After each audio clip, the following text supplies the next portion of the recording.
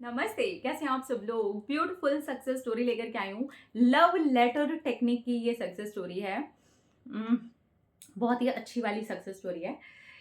इन्होंने लिखा है, दीदी मैं आपकी बहुत पुरानी फॉलोवर हूँ और आज अपनी सक्सेस स्टोरी आपके साथ में शेयर कर रही हूँ, लेकिन मैं अपना नाम सक्सेस स्टोरी में नहीं डालना चाहती हूँ।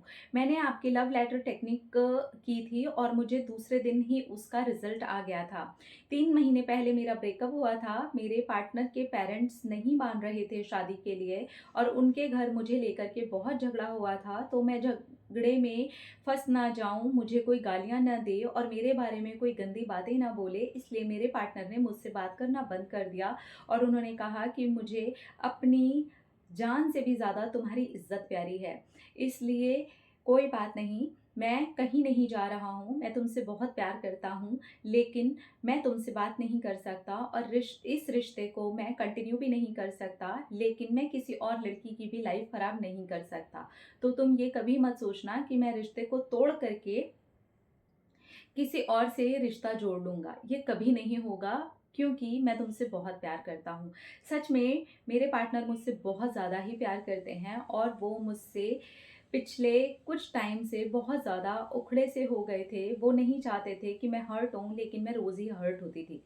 फिर हम दोनों का ब्रेकअप हो गया और उन्होंने बहुत ही प्यार से मुझे समझा करके मुझे हर जगह से हटा दिया।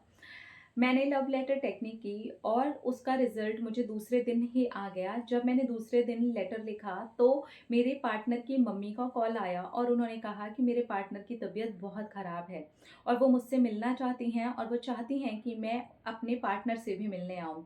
मैं शॉक्ड रह गई। मुझे लगा ये कैसे हुआ? तब मुझे पता चला कि मेरे पार्टनर पिछले कई महीनों से बहुत ज़्यादा फाइट कर रहे थे और मेंटली बहुत ज़्यादा वो टॉर्चर हो रहे थे और इसी बीच मेरा रोना-धोना भी उन्हें टॉर्चर कर रहा था और इसीलिए वो आराम से ब्रेकअप करके अलग हो गए थे और उनकी मम्मी ने मेरे सामने मुझे बहुत ज़्यादा अच्छी-अच्छी बातें बोली और मुझसे कहा कि मैं जानती हूँ कि मेरा बेटा तुम्हारे बिना खुश नहीं रह सकता और मैं अपने बेटे की खुशी के बिना नहीं रह सकती। तो तुम दोनों की शादी के लिए मैं रेडी हूँ। मैंने तुम्हारे बारे में बहुत ही गंदी बातें बोली हैं, उसके बारे में मैं अपने बेटे के सामने ही तुमसे सॉरी बोलती हूँ। मैंने उनकी मम्मी को गले लगाया और कहा कि आप बिल्कुल मेरी मम्मी जैसी हैं।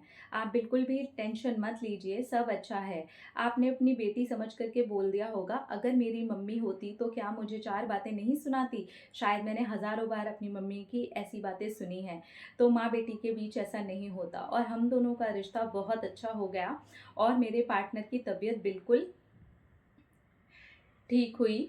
तबीयत ठीक होने में उनको पूरे 2 महीने लगे, लेकिन इस बीच में मेरा हर तीसरे दिन उनके घर आना-जाना लगा रहा।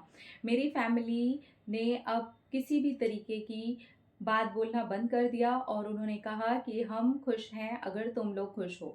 मेरी फैमिली की तरफ से वैसे भी प्रॉब्लम नहीं था, मेरे पार्टनर की फैमिली की तरफ से ही बहुत ज़्यादा प्रॉब्लम था। लेकिन अब सारा प्रॉब्लम सॉल्व हो गया है। मैंने जब टेक्निक की थी तो बहुत सच्चे दिल से की थी, बहुत अच्छे से फ़ील करके की थी और दूसरे दिन ही मुझे अपने आप ही रिज़ल्ट आ गया।